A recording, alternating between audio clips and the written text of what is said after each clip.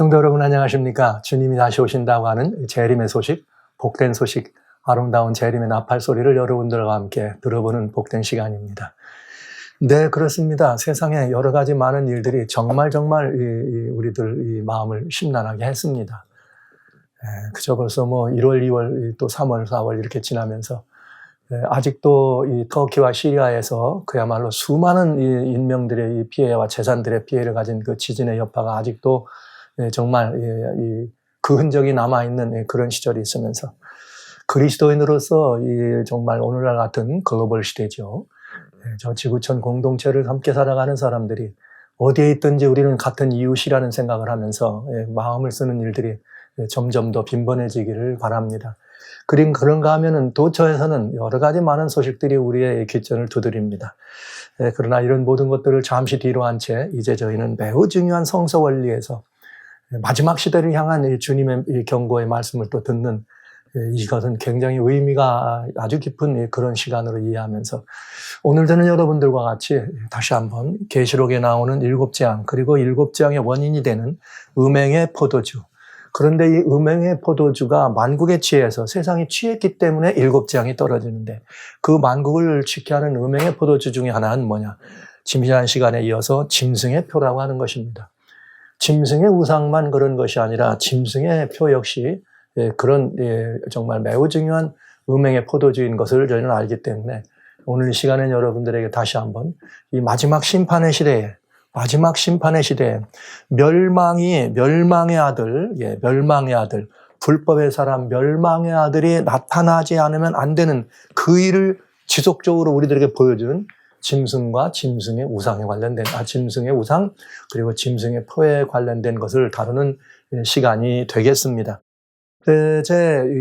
계속해서 여러분들에게 요한계시록 12장에 있는 이 말씀, 일목요연하게 표현된 도표를 보여드렸습니다만, 요한계시록 12장은 여러분들이 여러 번 한번 읽어보시면 그 일목요연하게 이 모든 내용들을 구속의 이치와 선악의 대쟁투의 역사를 통달하게 되어 있다 하는 것을 다시 한번 여러분 말씀드리면서 이 12장의 이야기가 요한계시록의 매우 중요한 그 중심부에 위치하면서 우주적이고 시간 속으로 영원한 그런 시간 속에 있는 이 모든 구속과 대쟁투의 이런 모습들을 우리들에게 보여준다는 것을 생각하면서 저희는 다시 한번 여러분들에게 계시록 12장의 중요성을 강조드리면서 그 계시록 12장의 핵심 두 요소가 되는 하나님의 정결한 여인과 용의 지상대리자인 17장에 나오는 음녀라고 하는 이 두 여인의 비밀들을, 그것이 바로 말하자면 음행의 포도주와 관련된 것이기 때문에 이 여인의 비밀을 살피는 일을 지금 하고 있는 것입니다. 그러다 보니까 굉장히 이 마음이 엄중해져요. 그리고 조심스러운 마음이 듭니다. 왜냐하면 성경에 있는 말씀을 여러분에게 대언하는 시간이지만 이것들이 역사적인 이 맥락 속에 드러나는 이야기를 나누는 것이고, 또 뿐만 아니라 역사의 이야기만이 아니라 그건 우리들의 지난 시절 얘기죠. 늘 제가 이런 말씀을 드릴 때마다 강조해 드립니다만은 1517년 종교개혁 이후에 개신교회가 탄생하기 이전에는 예수님 때부터 그때까지는 기독교의 하나의 기독교예요. 비록 우리가 하나님의 이 뜻을 이탈하고 또 하나님의 진리를 왜곡했다 할지라도 우리가 잘못한 것이지, 그것들을 그때 당시에 있었던 그 믿음의 노독들, 조상들이 그 안에 들어왔던 타락한 우리들의 과거 얘기이기 때문에 이것은 어느 교회다, 어느 누구다 이렇게 누구를 비난하거나 이렇게 해서는 안 된다는 것을 늘 조심해서 말씀을 드립니다. 여하튼 7머리 10뿔 가진 붉은빛 짐승의 그 위에 타고 있는 음녀가 만국을 취하게 하는 음행의 포도주로 세상을 파멸로 끌어갈 때 우리는 그 여인을 큰 바벨론이라 그리고 음녀라고 얘기했습니다. 계시록 12장의 정결한 여인과는 반대되는 이야기죠. 계시록 12장에 타락한 용이 땅에 내려와서 땅의 지상 대리자를 이렇게 삼았을 때 정치적 권세가 있었고 종교적 권세가 있었다. 그리고 정치적 권세와 종교적 권세가 합동될 때 우리는 음녀라는 표현을 쓴다고 하는 것을 보았습니다. 그래서 이 음녀가 만국을 취하게 하는 그야말로 이렇게 음행의 포도주를 가졌는데 지난 시간에는 짐승의 우상을 보았다면 오늘은 여러분들이 가장 관심이 있어 하는 부분이죠. 그건 무엇인가? 짐승의 표화에 관한 부분입니다. 왜냐하면 계시록 16장에 나오는 7재앙이 계시록 13장에 나오는 짐승의 우상 경배, 그 다음에 이렇게 짐승의 표를 받는 그들에게 내리는 것이기 때문에 가장 먼저 음행의 포도주는 우상과 표에 관한 이야기를 보는 것이 합당한 순서이기 때문에 여기에 포함되어 있는 음행의 포도주에 포함되는 몇 가지를 있지만은 우선은 가장 기본적인 우상과 이 표를 여러분들에게 먼저 말씀을 드리는 것입니다. 계시록 13장 16절로 18절에 15절까지는 우상에게 경배하고 경배치 않으면 몇이든지 다 죽인다. 그 다음엔 무슨 일이 있는가 하면 저가 모든 자고 작은 자나 큰 자나 부자나 빈궁한 자나 자유한 자나 종들로 그 오른손이나 이마에 표를 받게 하고 이 표를 갖지 않은 자는 누구든지 매매를 못하게 한다. 이 표는 짐승의 이름이나 그 이름의 수다. 지혜가 여기 있으니 총명 있는 자는 짐승의 수를 세어보아라. 그 수는 사람의 수니 666이니라. 이런 이야기를 이렇게 도와 있습니다. 그래서 이제 우리는 짐승의 표를 강요하는 사건인데 짐승의 표는 짐승의 우상과 무슨 관계가 있는가 하는 이런 문제들을 좀 동시에 돌아볼 수가 있겠네요. 왜 이렇게 됐는지 모르겠네요. 가끔 기계가 이런 그 어려움들을 좀 가져다 줄 때가 있습니다. 잘 한다고 해도 이렇게 이 오자나 탈자가 들어가는 것을 좀 볼 수가 있죠. 역시 짐승의 표도 짐승의 우상과 마찬가지로 계시록 13장에 나오는 먼저 짐승에 관한 이야기이기 때문에 그 먼저 짐승의 이야기는 반드시 다니엘 7장에 나오는 이 짐승들의 이야기와 유관하다는 것이에요. 즉 연결이 돼 있다 이거죠. 네 짐승으로 묘사돼서 오실 메시아를 대적했던 네 나라, 짐승으로 표상되어 있는 사자나 곰이나 표범이나 이렇게 열뿔 가진 짐승으로 표상된 고대 세계 네 나라가 예수님이 이 땅에 오시기 직전에 메시아로 오시는 것을 막기 위해서 사단의 지상 대리자 역할을 했다는 것과 네 번째 나라는 열뿔이 있었는데 그전엔 네 번째 나라가 끝나면서 열뿔의 시대가 열리더라. 그런데 그 열뿔의 시대는 그 뿔을 흐려 시대를 장악했던 한 작은 뿔이 있었는데 그것이 바로 한때와 두때와 반때라고 하는 오랜 기간 동안 1260년이라고 하는 중세 암흑 시대를 가져왔던 중세 교회였다는 걸 알게 된 것입니다. 그런데 거기서 끝나면은 이게 도대체 무엇일까? 기독교는 그걸 적그리스도라고 얘기했지만은 이게 무엇일까? 우리가 그 답을 찾기가 매우 어려웠을 것입니다. 그러나 하나님의 말씀은 다 연관이 돼 있어서 그 네 짐승을 다시 한번 작은 뿔로 이렇게 연결되었던 짐승의 시대에서 뿔의 시대에서 그 시대가 다시 뿔의 시대로 온 것이 무엇인가를 보여주는 계시록 13장의 계시를 통해서 바다에서 올라오는 복합 짐승이 있었는데 이 짐승은 뭐였다?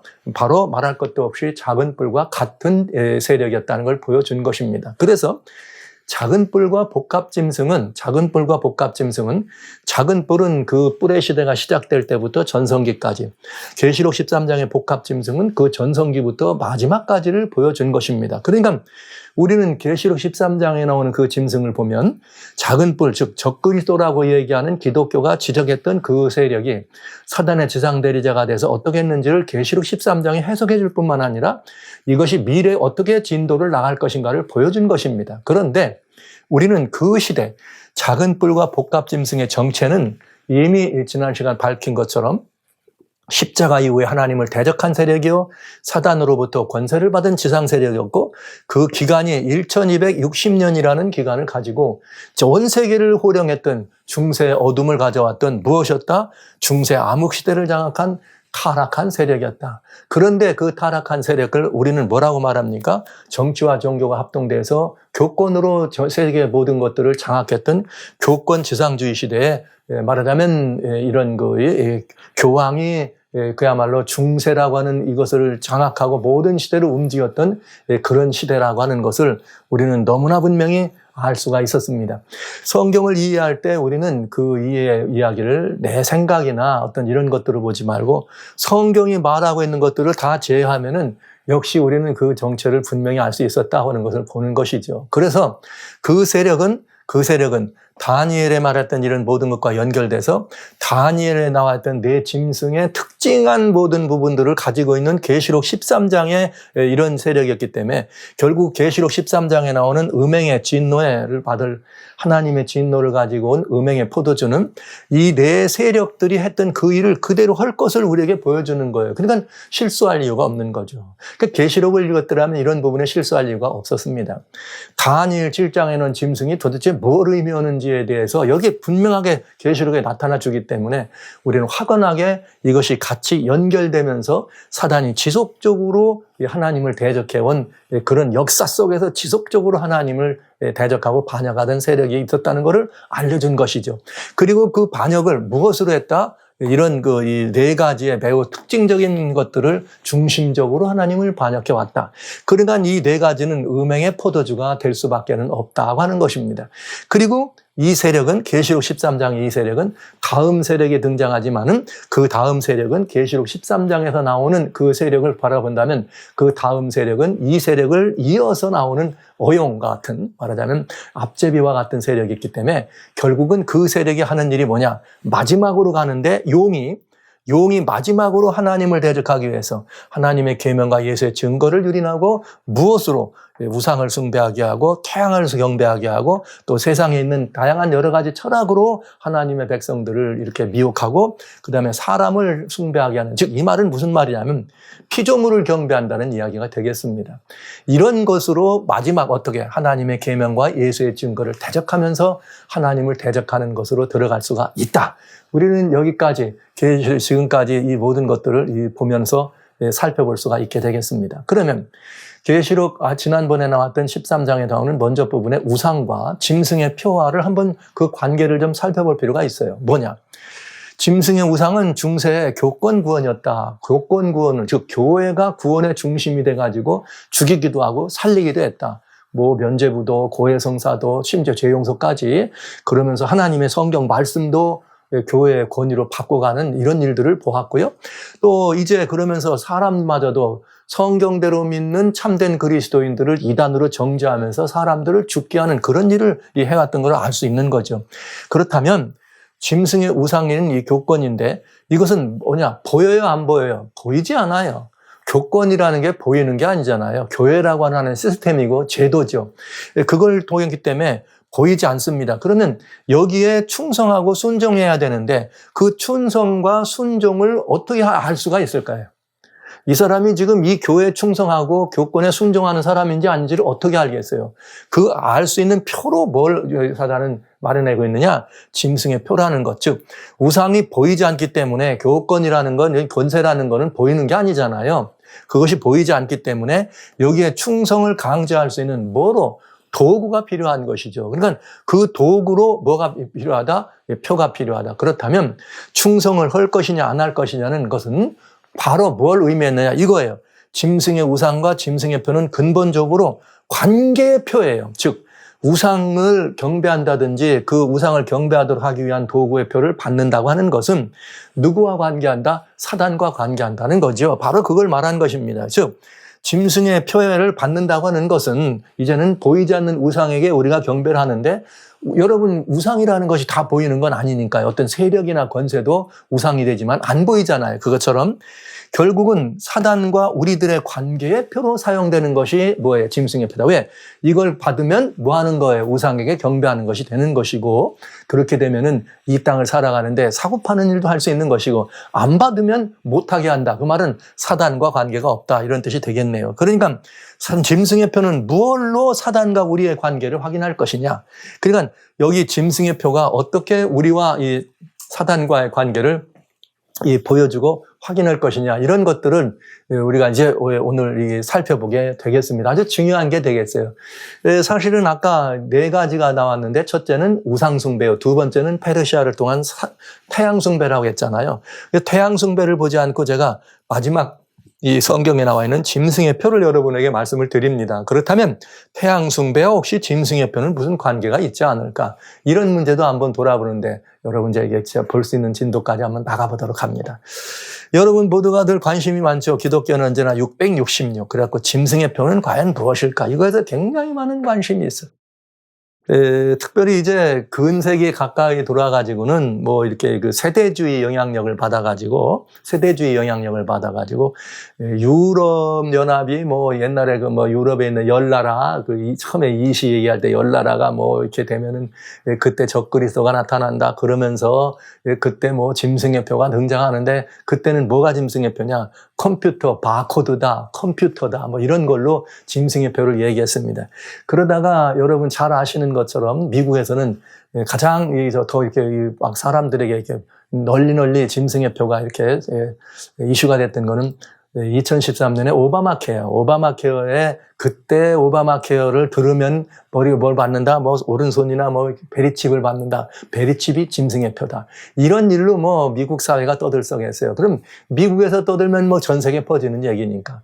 그러다가 또 뭐가 그래요? 뭐 이렇게 이 짐승의 표는 뭐 그다음 이후에는 뭐 이게 코로나가 나오니까 뭐 백신이 또 짐승의 표다. 백신 여권이다. 이제는 앞으로 그러겠죠. 또 디지털 화폐가 나오면 저것이 짐승의 표다. 왜? 이 사람들은 이 짐승의 표를 이해할 때 우리 눈에 보이는 것을 중심으로 이해합니다. 그러나 여기 중요한 게 있습니다. 그건 뭐냐면 하나님의 성경 말씀을 이해할 때는 우선 중요한 처음에 계시록 이해할 때 제가 그런 말씀을 드렸죠. 요한계시록은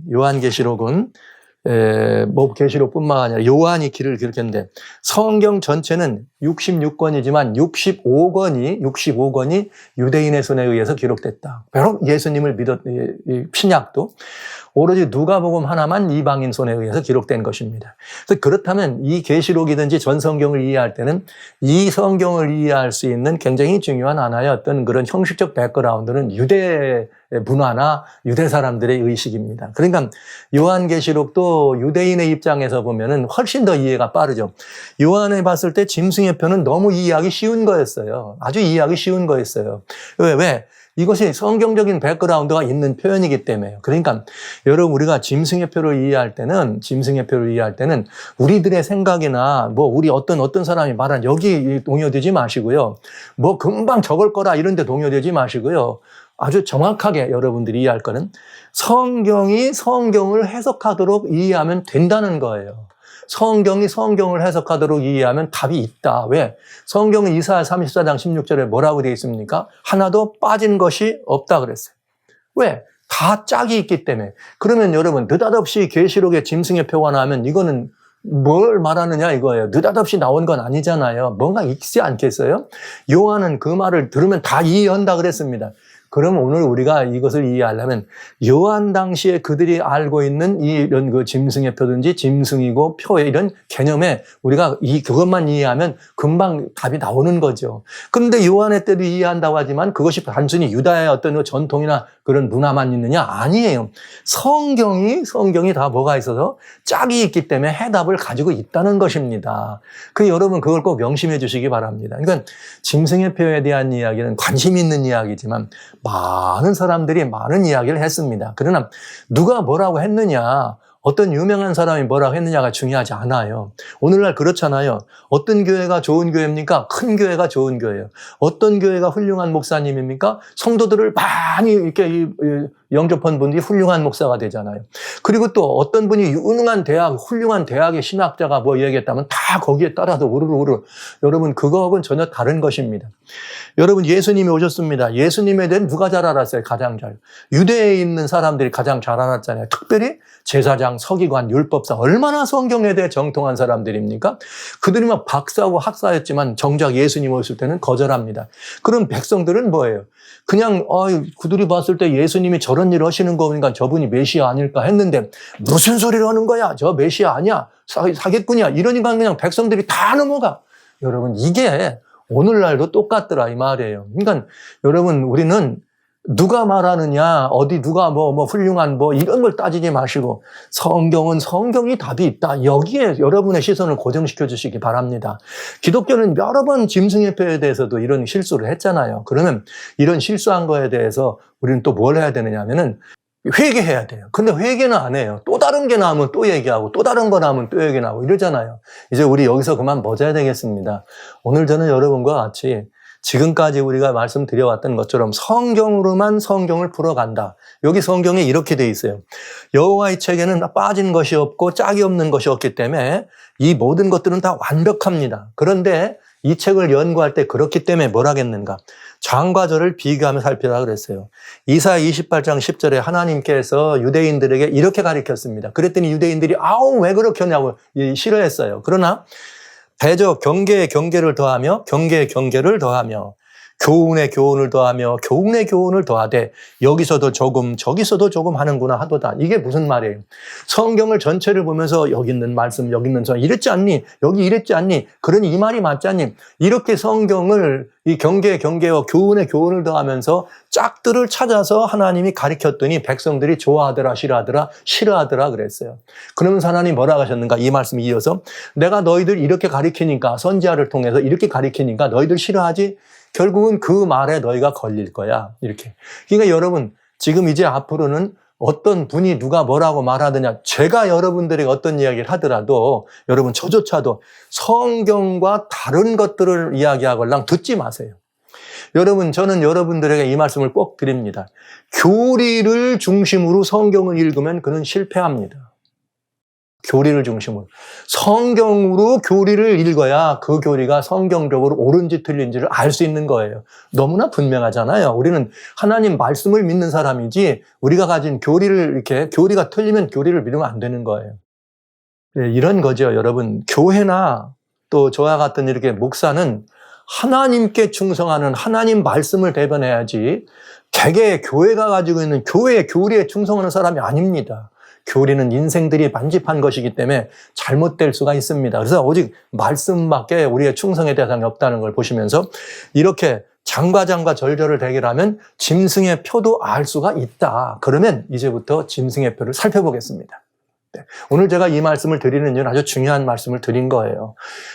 성경을 많이 하는 게 중요해요. 성경의 정신이 어떤 것을 이해하고 그 모든 짝들을 찾으면서 그 답을 그 안에서만 찾을 수 있어서 애쓰는 마음이 중요한 거죠. 그러면 사단이 짐승의 표를 강요할 거다. 음행의 포도주를 만국을 취하게 하기 위해서 우상도 그렇게 세웠는데 보이지 않죠. 교권이라는 것.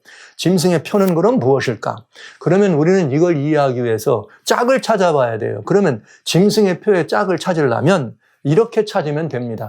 사단은 왜 짐승의 표를 강요할까 하는 것입니다. 이러면 전체적인 의미의 짝을 찾을 수가 있다는 거죠. 자, 한번 따져볼게요. 우리는 이 성경에 뭐라고 되어 있는가 이런 말씀이 있는 걸 찾아볼 수 있습니다. 요한계시록 7장 2절로 3절에 보니까 또 봄에 계시록이에요. 천사가 하나 계신 하나님의 인을 가지고 해돋는 데로부터 올라와서 땅과 바다를 해롭게 할 권세를 얻는 네 천자를 향하여 외쳐가로되 우리가 우리 하나님의 종들의 이마에 인치기까지 땅에 바다나 나무나 해하지 말라 하더라. 여기 딱 나와 있네요. 하나님의 종들의 이마에 하나님 뭐 합니까? 인칩니다. 하나님은 하나님의 종들의 이마에 인을 치세요. 하나님은 하나님의 종들의 이마에 인을 치니까 사단도 뭘 하고 싶을 거예요. 자기의 종들의 이마에 뭘 해야 됩니까? 인을 친다. 이 말 금방 따라 들어올 수 있잖아요. 우리가 생각할 수 있잖아요. 자, 그러면 이 하나님의 종들의 이마에 인 치는 건 뭘 말하느냐? 하나님의 백성과 관계의 표를 인을 치십니다. 여기 이렇게 돼 있어요. 디모데후서 2장 19절에 그러나 하나님의 견고하는 덫에 섰으니 인침이 있어 일렀으되 주께서 자기 백성을 아신다 하며 또 주의 이름을 부르는 자는 불에서 떠날지어다 하였느니라. 자, 주께서 자기 백성을 아신다는 뜻으로 하나님이 뭘 쳤다? 인을 쳤다. 여러분, 표를 했다는 말은 표나 인이나 똑같은 의미입니다. 근데 하나님 것과 사단의 것을 구분하기 위해서 하나는 인이고 하나는 표라고 쓴 거예요. 같은 표현인데. 자, 보셨죠? 하나님도 당신의 백성들에게는 당신의 소유된 백성, 당신과 관계하고 있는 백성이라고, 내 백성이라고 어떡합니까? 인을 치는 거예요. 그럼 간단한 거예요. 하나님께서 자신의 소유된 백성들에게 인을 치십니다. 그럼 사단은 뭘 하고 싶었어요? 사단도 마찬가지로 자신의 소유된 백성에게 뭐 하고 원해요? 표로 하는 거죠. 이게 짐승의 표인 거예요. 하나님이 내 백성이라고 표하시는 것이 하나님의 인이라면 사단도 이건 내 백성이다 하고 표현하는 것이 사단의 표다, 짐승의 표다. 이렇게 보시면 조금 더 어긋남이 없는 거죠. 자, 그러면 하나님의 인이 뭔지를 알면 사단의 인도 알 수 있을 거 아닙니까? 이게 우리가 성경을 풀어가는 그 의미고 과정입니다. 보시죠. 하나님의 인을 알면 사단의 표도 어떻게 할 수 있다? 알 수 있겠다. 왜? 지금까지 사단이 어떻게 왔는지를 알면 되니까요. 보시죠. 자, 하나님의 인은 뭐냐? 이렇게 뭐라고요? 너는 내 백성이야. 너는 내 소유야라고 할 때 하나님이 치는 인이 있어요. 그게 뭐냐? 히브리서 8장 10절에 주께서 가라사대 그날 후에 내가 이스라엘 집으로 세울 언약이 이것인데 내 법을 저희 생각에 두고 와우 내 법을 저희 생각에 두고 저희 마음에 이것을 기록하리라. 그러면 나는 저에게 하나님이 되고 저희는 내게 백성이 되리라. 이렇게 돼 있어요. 그래서 이걸 받으면 다시는 너가 하나님을 알라 하지 않아도 하나님 우리의 심령에 인을 친다. 이렇게 돼 있습니다. 놀라운 이야기 아닙니까? 여러분 놀라운 이야기입니다. 자, 그러면 하나님의 법을 우리들의 마음과 생각에 이렇게 기록해주는 하나님이 기록하는 것이 뭐예요? 하나님의 인이죠. 왜? 하나님의 인은 내가 내 백성을 아신다는 뜻으로 표시를 한 것이라 그러니까 이게 그 말 아닙니까? 이게 짝꿍 아니에요? 그러니까 하나님의 법이 하나님의 뭐가 되는 거예요? 인이 되는 거죠. 하나님의 법이 하나님의 인이 되는 것이에요. 그럼 하나님의 인은 어디다 기록돼요? 성도들의 생각과 마음에 기록되는 것이 하나님의 인이다. 무엇가? 법이. 이렇게 간단해지는 거예요. 그래서 마음에 하나님의 법이 기록됐기 때문에 이게 어떻게 우리의 심령에 새겨지면 이게 드러납니까? 안 드러나죠. 그러나 삶을 통해 나타날 수는 있습니다. 실례로 들면 계시록 14장 1절에 14만 4천이라는 말이 나와요. 내가 보니 어린 양이 시온산에 섰고 그와 함께 14만 4천이 섰는데 네, 그와 함께 이 14만 4천이 거기 서 있는데 이마에 어린 양의 이름과 아버지의 이름을 쓴 것이 또다. 여러분 여기 이마에다가 어린 양의 이름과 아버지의 이름을 씁니까? 그런 의미가 아니잖아요. 여기에 이마에 있다는 말은 이들의 14만 4천이라는 분들의 성품이 품성이 봤더니 그 예수님의 이름과 아버지의 이름이 가지고 있는 품성 같은 모습 나타나는 마치 이마에 그런 이름을 쓴 것과 같은 이런 모습을 우리는 알게 되는 거죠. 이게 그냥 마음과 생각에 하나님이 기록됐다 이 말이에요. 하나님의 법이 뭡니까? 사랑하라는 법 아니에요? 하나님을 사랑하고 이웃을 내 몸처럼 사랑하라. 그 법 아닙니까? 그러면 그렇게 살아가는 사람들은 마음에 있는 사람들은 그것이 그의 삶을 통해서 그의 인생을 통해 나타난다 이 말이죠. 그게 나타나야 되는 거예요. 그리스도인의 생애란 이마에 어린 양의 이름과 아버지의 이름 쓴 것이 있는 것과 같은 생애를 살아야 되는 것입니다. 그들이 비로소 14만 4천이라고 말할 수가 있게 되는 것이죠. 그러면 하나님의 인은 어디다 받느냐? 이마에나 오른손에다 받는다 그랬잖아요. 아까 이렇게 이 주님께서 이 짐승의 표를. 그렇다면 그럼 마음과 생각을 기록한다 그랬는데 하나님의 그럼 인은 우리가 마음과 생각을 기록하는데 하나님은 어떻게 한번 보시죠. 자, 신명기 6장 6절로 8절에 오늘날 내가 내게 말하는 이 말씀을 하나님의 법이에요. 너는 어디에 새겨라? 마음에 새겨라. 이 마음에 새겼다는 표시로 어떻게 하느냐? 내 손목에 매어 기호를 삼으며 미간에 붙여 표를 딱 나오네. 손목과 이마에 뭐가 있어요? 표가 있어요. 그게 뭐예요? 이렇게 이마에나 오른손에다가 이 표를 이렇게 하나님이 주신다. 그건 무슨 뜻이라고요? 마음에 이렇게 새기라 이 말입니다. 이거 너무 간단한 건데 우리는 굉장히 이거를 막 이렇게 안 넘어가도 금방 이해할 수, 누구라도 이해할 수 있거든요. 자, 신명기 11장 18절에는 이렇게 되어 있어요. 너희는 나의 이 말을 너희 마음과 뜻에 두고, 너희 마음과 뜻에, 즉 생각에 두고, 그죠? 이 마음의 생각과 마음에 두고, 그것으로 너희 손목에 매어 기호를 삼고 너희 미간에 붙여 표를 삼으라. 이렇게 되어 있어요. 그러니까 우리의 마음과 생각에 이 말씀을 기록했다면 너희가 어떻게 봐라? 너희 이마에, 여기 손목에 표와 이마에 기호를 삼아라. 실제 유대인들이 이걸 했느냐? 지금도 여러분 어디 SNS 아무데나 보세요. 예루살렘하고 통곡의 벽하고 쳐보세요. 그러면 통곡의 벽에 보면은 많은 유대인들이 통곡의 벽 앞에서 기도합니다. 그때 요만한 종이쪽 있죠? 거기에 법 가지고 이마에다 대고 이렇게 하면서 기도하는 거 보실 거예요. 여기 뭐라고 삼아요? 여기 미간에 붙여 표를 삼는 거죠. 여러분 주변에 유대인들이 있거나 신실한 유대인이 있거나 보십시오. 늘 이렇게 뭐 하나 이렇게 조그마한 기도문 놓고 이렇게 이마에 대고 기도 하나나 안 하나 또 있어요. 그들의 요 손끝에 보면은 파란 줄이 이게 오래되니까 하얗게 돼. 하얀 줄들을 이렇게 내려가지고 있어요. 그게 뭐냐? 이게 손목에 말고 다녀요. 그게 뭐예요? 하나님의 법을 나는 내 마음에 심었다는 표시였습니다. 그러니까 손목에 매고 여기다가 이렇게 표를 삼는 이거보다 더 중요한 건 내 마음에는 하나님의 법이 있다. 이런 것들을 의미한 것이죠. 그래서 사단도 뭐라는 거예요? 오른손이나 이마에다가 표를 한다. 이 말은 마음과 생각에다가 뭐 하는 거예요? 하나님이 우리 법을 기록한 것처럼 사단도 자기의 법을 기록하겠다. 이렇게 되면 되겠네요. 그죠? 답이 나오잖아요. 손목에 기호와 미간의 표, 이게 다 표라고 돼 있는 거예요. 짐승의 표를 받는다고 말할 때 이마에는 오른손이니까 표라고 한 말을 쓴 것이죠. 자, 손목에 기호와 미간의 표다. 아까 디모데후서 하나님이 인쳤다고 할 때는 뭐라 그래요? 마음과 생각에 이렇게 기록한다 되잖아요. 자, 마음과 생각에 기록했다는 거에 상징으로 손목의 기호와 미간의 표를 썼다. 이렇게 보시면 사단의 표에 대해서 왜 이마에나 오른손인가도 답이 나왔네요. 그럼 이제 하나만 알면 돼. 사단의 인은 무엇인가? 그 오른손이나 이마에 받는 게 의미는 마음과 생각에 기록한다는 뜻이고요. 자, 그러면 이제 사단의 인이 뭔가 한번 따져볼 필요가 있죠.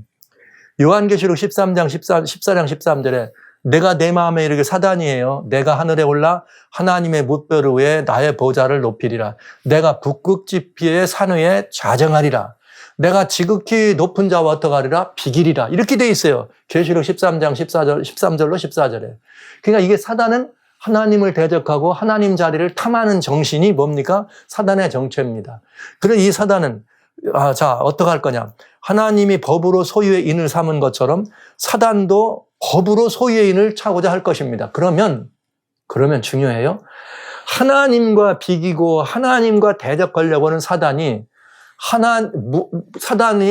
법을 만든다 그러면 어떤 법을 만들겠어요? 하나님이 만든 법보다 더 어떤 법을 만들려고 할까요? 좋은 법을 만들려고 할 거 아니겠어요? 내가 더 하나님보다 뭐하다고 위대하다는 걸 보여주려면 그렇게 하지 않겠어요.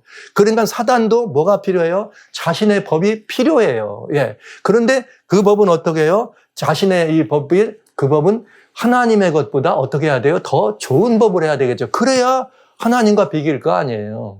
보좌를 높인다는 말은 보좌는 보좌의 기초가 의와 공이라 그랬습니다. 그러니까 율법이 보좌의 기초가 있는 거 의와 공이라고 하는. 그러니까 사단이 하나님이 그것처럼 당신의 법을 우리에 가진 것처럼 사단도 자기의 소유인을 지기를 원하는데 어떤 걸로? 하나님과 비기려면 하나님 것보다 더 어떤 것? 좋은 걸 만들어야 되겠죠. 근데 여러분 따져보세요. 세상에 하나님 것보다 더 좋은 게 있습니까? 없죠. 누가 잘 알아? 사단이 더 잘 알아. 그래서 사단이 하기를 원하는 게 있죠. 그게 뭐냐? 잘 한번 보세요. 하나님의 법이 있습니다. 제일 인간에게 주었던 첫째 번 법이 뭐냐? 창세기 2장 17절에 선악을 알게 하는 나무의 실과는 먹지 말라. 내가 먹는 날에는 정령 죽으리라 하시니라. 이게 하나님의 법이에요. 네. 하나님과 우리 사이의 관계가 여기 기록된 법이에요. 자, 그런데 사단은 어떤 거나 보세요. 사단의 법은 뭐냐? 뱀이 여자에게 이르되 창세기 3장 4절에 너희가 결코 죽지 않는다. 와우. 하나님은 이 나무의 열매는 먹으면 죽는다고 했는데 사단은 뭐라 그래요? 결코 죽지 않아. 여러분 어때요? 좋아요, 나빠요? 죽는 것보다 사는 게 좋아요, 나빠요? 좋지요? 예, 좋죠? 진짜 좋냐, 나쁘냐 하는 것, 뒷배경은 따질 거 없어. 여기는 그냥 먹으면 죽는다 그러는데 얼핏 보기에 죽지 않는다, 결코 죽지 않는다. 어떻게 돼요? 좋아요, 나빠요? 훨씬 더 좋아 보이죠? 그러면서 하나 더 뜨네. 그걸 먹으면 너희 눈이 밝아서 하나님과 같이 된다, 이 말이에요. 와우! 그냥 좋은 게 아니라 엄청 좋네. 뭐처럼 되니까? 하나님처럼 되니까. 자, 여러분 이 두 가지를 보시면 금방 무슨 말씀을 제가 드리길 원하는지 이해하실 것입니다. 자, 사단은 하나님의 법에다가 뭔가를 손을 대서 그 법보다 더 좋은 법을 만들어야 하나님보다 어떻게 되는 거예요? 자기가 높은 게 되는 거예요. 만약에 여기서 사람이 이 말을 따르면 하나님이 더 우리의 순종의 경배의 대상이고 높은 분이고 이 말을 듣고 사단의 발을 듣고 사단을 따르면 사단이 우리의 경배의 대상이고 더 높은 분이 되는 것이죠. 그래서 로마서 6장 16절에 로마서 하나님 말씀 6장 16절에는 너희가 너희 자신을 들여 누구에게 순종하든지 순종하는 자의 뭐가 된다? 종이 되는 줄을 알지 못하느냐.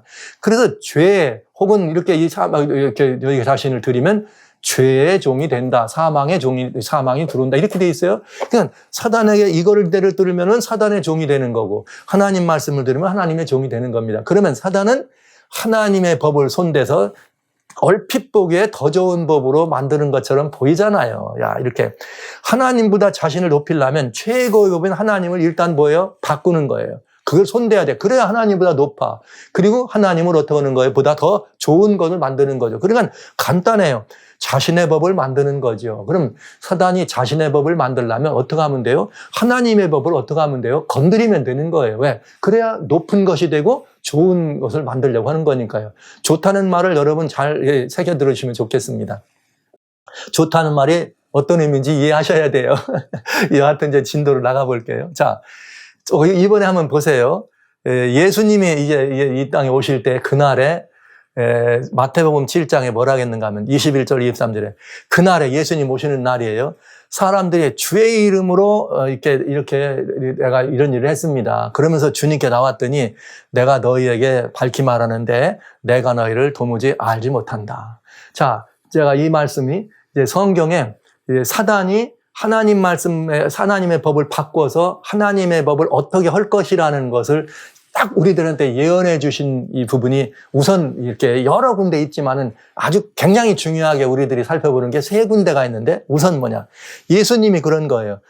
그래? 그랬는데 나는 너희를 몰라. 왜냐? 불법을 행하는 자들이라. 너는 내게서 떠나가라. 이렇게 돼 있어요. 여기 불법이라는 말에 lawless, 법이 없이 행하는 자. 아니면 그러니까 하나님의 뜻하고는 상관없는 사람들을 말하는 거죠. 즉, 제가 지난번에 예수님하고 너는 관계가 없다. 관계가 굉장히 중요한 건데 여기 뭐라 그랬어요?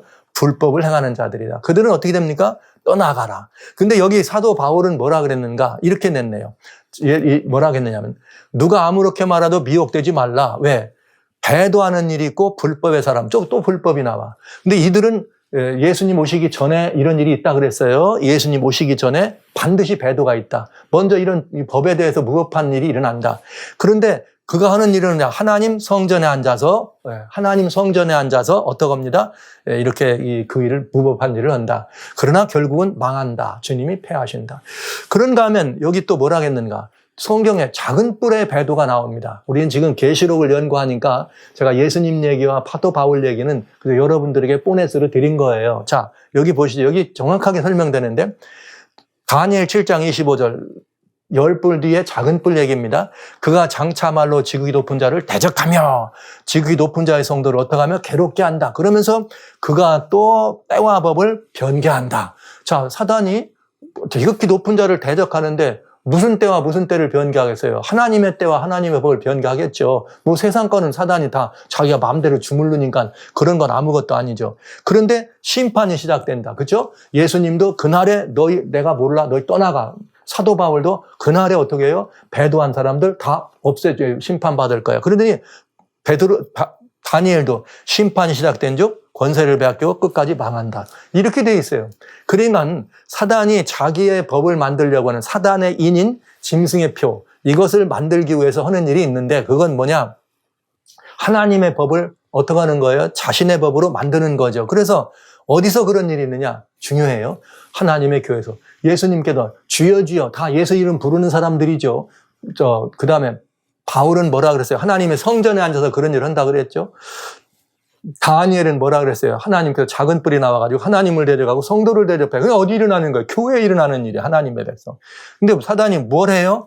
불법과 배도. 법을 유린하든지 법을 깨뜨리든지 법을 이렇게 짓밟는 그런 일을 한다는 거죠.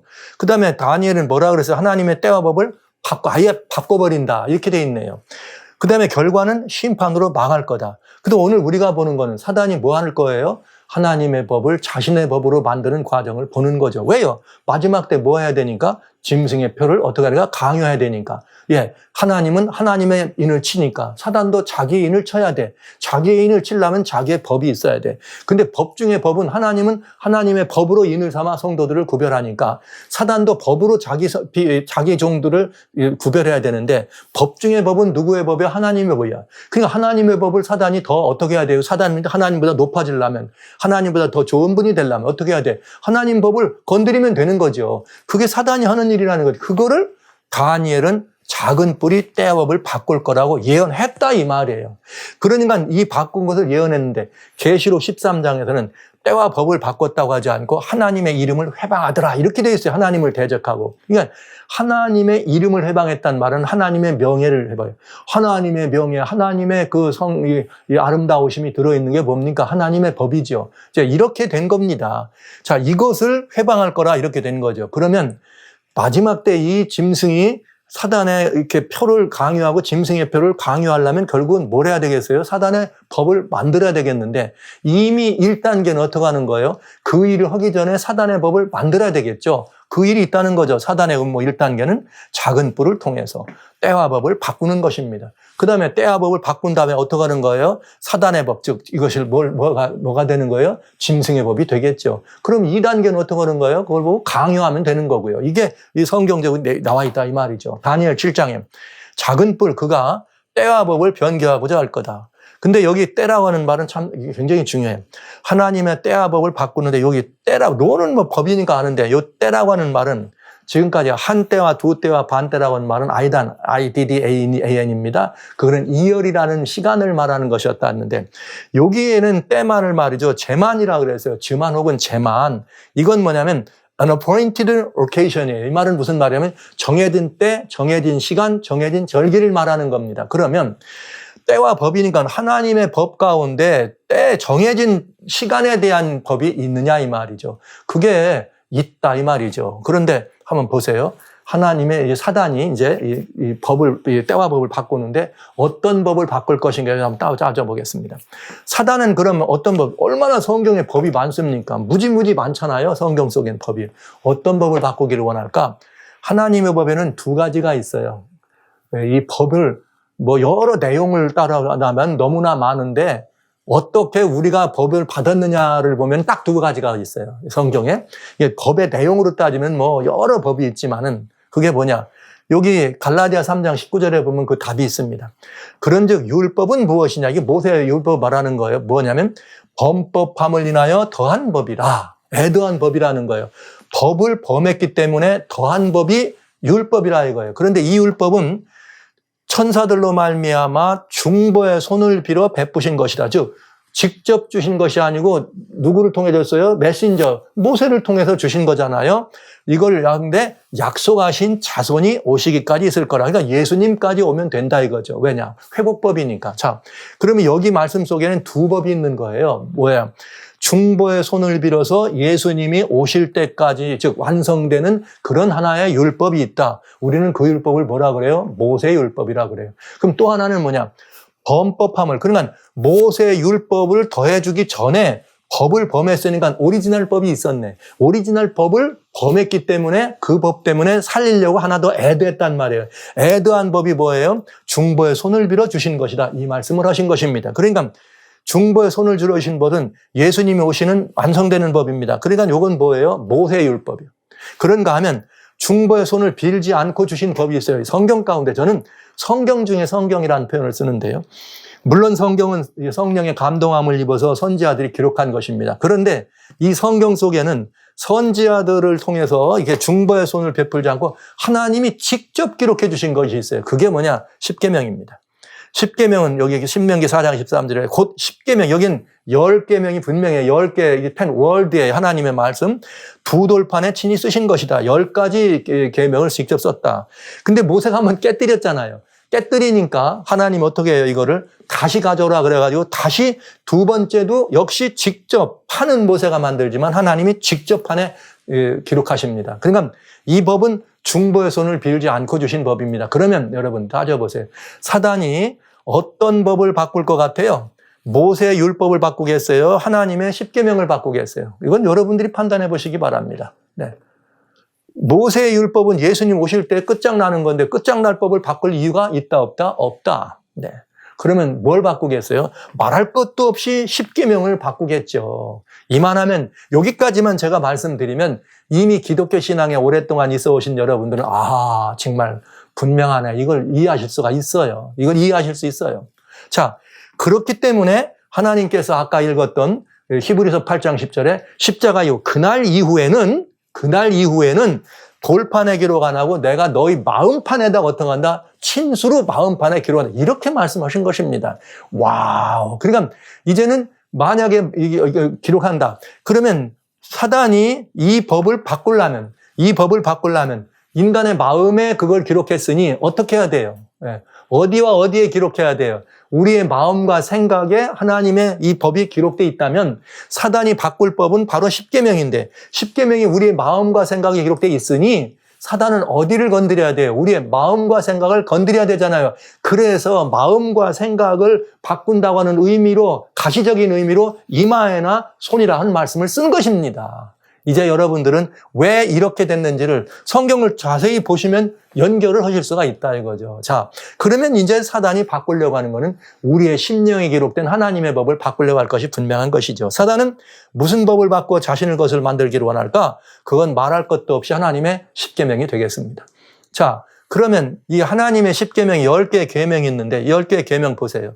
나 외 다른 신 만들지 말고 우상 만들지 말고 이름을 망령되이 말라. 안식일 거룩히 지키라. 내 부모를 공경하기 쭉 있는데 여러분 자세히 보세요. 이런 명령을 주신 하나님은 어떤 하나님이십니까? 따져봐야 돼요. 그저 하나님이 십계명을 주셨다 그랬는데 이런 명령을 주신 그 하나님은 왜 우리에게 이런 명령을 하실 수가 있느냐 이거예요. 무슨 명분으로 우리한테. 그렇죠? 이거 꼭 따져보시기를 바랍니다. 자, 그런데 하나님의 법 가운데 때와 관련되는 제만, 즉 unappointed 이게 occasion이라고 하는 이 가운데 시간에 관련됐거나 절기에 관련됐거나 때에 관련된 법이 있습니까? 하나 있습니다. 딱 네 번째 계명입니다. 그럼 네 번째 계명은 뭐라고 되어 있는가? 성경 이렇게 되어 있네요. 안식일을 거룩히 지켜라. 엿새 동안은 힘써 내 모든 일 행하는데 제7일은 너희 하나님 여호와의 안식일이다. 그러니까 안식일은 제7일이다. 근데 너는 아무 일도 하지 말고 이렇게 이거 이유는 하지 말라. 이는 엿새 동안에 나 여호와가 하늘과 땅과 바다와 그 가운데 모든 것을 만들고 제7일을 쉬었습니다. 그러므로 나 여호와가 안식일을 복되게 하여 그날을 거룩하게 하였다. 와우. 여기 굉장한 말이 들어있네요. 하나님이 왜 다른 신 섬기지 말라 뭐 이런 표현들을 하신 이유가 설명되어 있는 거잖아요. 여기에. 즉 여기 하나님의 십계명 속에는 이 십계명을 주실 만한 명분이 기록되어 있고 십계명을 주신 분이 누구라는 게 기록되어 어떤 신이라는 게 기록되어 있어요. 그러니까 이건 굉장히 중요하네요. 그러니까 여러분 이건 뭘 말하느냐. 사단은 왜 때에 관한 넷째 계명을 바꾸려고 하느냐. 그 계명을 바꾸지 않으면 이 법이 사단의 법이 될 수 없습니다. 왜냐하면 십계명 가운데 사단이 자기 것으로 주장할 수 있는 9개는 다 주장할 수 있어요. 나 외에는 섬기지 말라고. 그러나 네 번째 계명만큼은 사단이 주장할 수가 없습니다. 왜 그런가? 다른 계명에는 도대체 나 외엔 다른 신을 섬기지 말라 그러는데 내가 누구야? 우리는 참 하나님이라고 하잖아요. 그럼 참 하나님이 누구야? 이 설명이 없다 이 말이에요. 성경 전편에는 참 하나님은 누구냐? 예레미야 10장 10절에 주님 말씀하셨죠. 야훼는 참 하나님, 사시는 하나님. 그렇게 말씀하시는 왜 야훼 하나님이 참 하나님이냐? 천지를 짓지 아니한 신들은 다 망하리라 가짜다. 그러니까 천지를 지으신 분이 참 하나님이란데 하나님의 계명 가운데 오로지 네 번째 계명에만 천지를 지으신 창조주라고 하는 하나님에 의해서 설명이 되고 있다 이 말이죠. 그러니까 여러분 이 네 번째 계명은 누구는 굉장히 증오의 대상이야. 사단 왜? 피조물은 사단도 피조물이잖아요. 그러니까 넷째 계명이 존재하는 한 사단은 뭐가 되는 거예요? 하나님 소유야. 피조물. 그런데 자기가 하나님이 되려고 한다는 말은 이건 어불성설이죠. 바로 그것이 기록된 것이 네 번째 계명이니까 네 번째 계명을 뭐 해야 돼요? 바꿔야 되는 거예요. 사단이 자기의 법을 만들려면 자기가 경배 받으려면 네 번째 계명을 바꿔야 된다 이 말이에요. 없애야 되는데 없애면 이 계명의 의미가 없어져요. 여러분 대단히 중요해요. 10계명 가운데 네 번째 계명이 없으면요. 10계명 의미는 하나도 없어요. 왜? 아무라도 할 수 있어요. 너 나 외 다른 신 섬기지만 아무라도 할 수 있어요. 네. 이만큼 그의 네 번째 계명은 계명에 있어서 굉장히 중요한 역할을 하는 역할을. 자, 왜냐?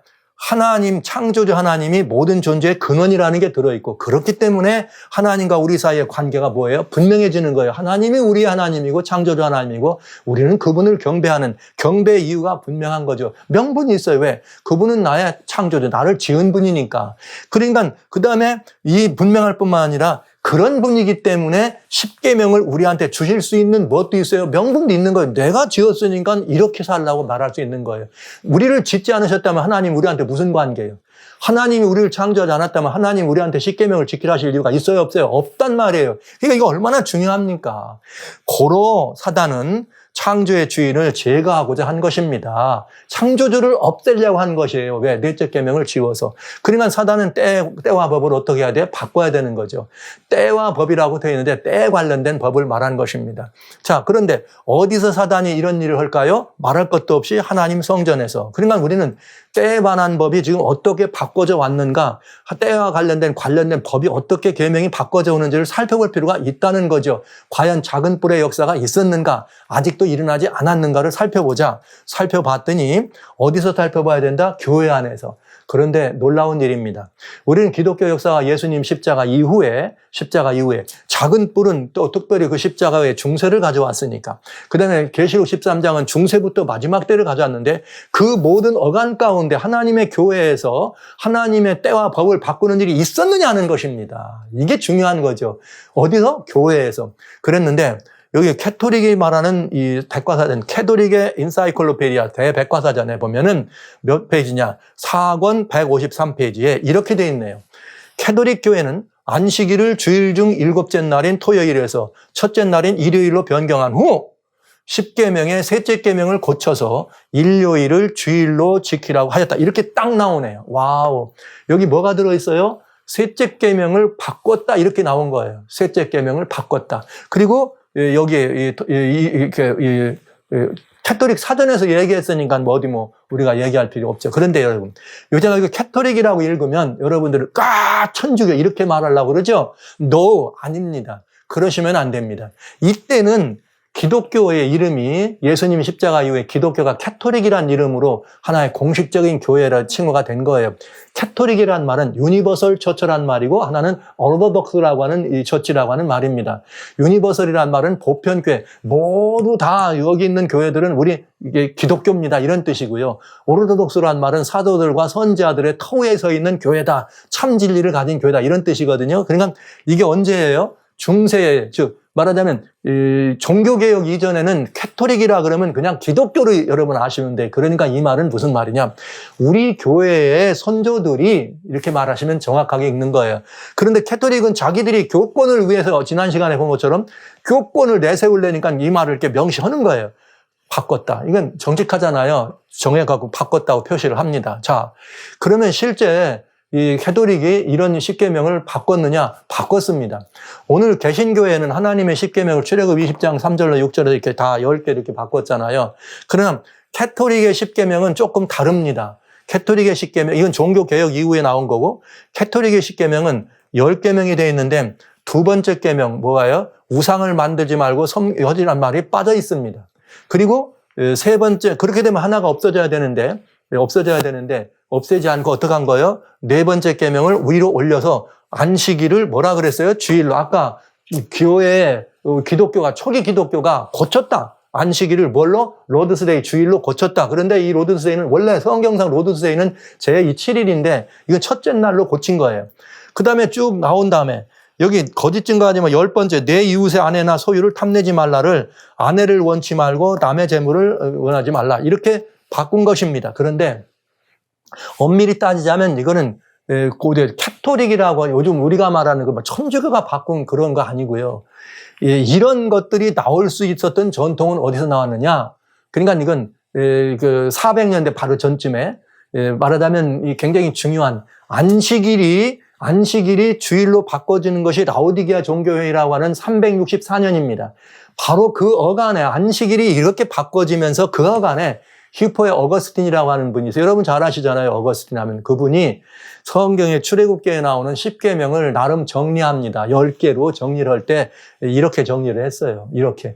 물론 이렇게 정리를 하면서 이것이 1215년 니케아 종교회의에서 유물과 성상에 대한 이런 것들을 좀 이렇게 숭배하는 이런 일들이 교회 안에 흘러들어와. 그런데 여기에 1번 계명에 2번 계명을 없어진 이유는 우상을 만들지 말라는데 우상을 만든다는 말은 다른 신을 섬긴다는 거니까 1번 이 우상계명은 사실은 1번에 들어가는 거다. 1번으로 들어가는 거다. 그런데 그 대신 남의 아내를 원치 말라. 이거 남의 아내를 원하는 이거하고 그 소유를 탐내지 말라는 건 전혀 다르다. 마치 우리가 다른 신을 섬기면서 이렇게 하는 거와 마찬가지로 남의 아내를 섬기라고 하는 일은 굉장히 중요한 이런 범죄이기 때문에 이거를 소유를 탐내는 거하고는 다른 개념이다. 그래서 둘을 나눠 놓습니다. 이 전통은 어거스틴부터 시작된 거죠. 그리고 이것이 완전히 이제 니케아에서도 있었고 1540년대에 트리엔트 종교에서도 확인됐고 또 그 다음에 1962년에 있는 여러분 이 바티칸 II라고 하는 에큐메니즘 회의에서도 이 문제가 나왔죠. 뭐냐? 그럼 우리가 계시에 관해서 전통과 이런 것들 뭐가 더 이게 중요하냐 이런 문제가 나올 때 이걸 그냥 한 것입니다. 그러니까 우상을 숭배하지 말라고 하는 것이 여기에 들어있어요. 그런데 사람들은 그것들은 그 안에 있는 조그만 캐세키즘에만 들어있기 때문에 잘 안 보잖아요. 그러면 우상을 숭배하도록 돼 있는 것처럼 하는데 실제 1215년에 니케아 종교에서 캐토릭은 고대 우리 캐토릭은 유물과 성상에 대해서 그게 영적으로 도움되지 않냐. 우리가 그걸 하나님처럼 섬기는 거 아니냐. 이런 식으로 얘기하면서 유물과 성상을 숭배하고 그것들을 이렇게 우리의 가치로 가져오는 것을 허락합니다. 정식으로. 그래서 지금까지 우리는 그 유물과 성상이 이 교회 안에 그렇게 가득 차 있는 것을 보게 된 것이죠. 그건 이제 함정이었죠. 자, 그럼 이제 따져봐야 돼요, 여러분. 이거 따져봐야 돼. 실제 이런 일이 있었는가. 이게 지금 오늘날 이제 캐토릭입니다. 아까 거는 뭐예요? 조금 전, 요거 이전까지 얘기는 언제까지라고요? 종교개혁 이전까지 얘기예요. 자, 종교개혁 이후에 오늘날은 캐세키즘이라고 하는 요리문답이에요. 교리문답. 그 다음에 이건 교리강론집입니다.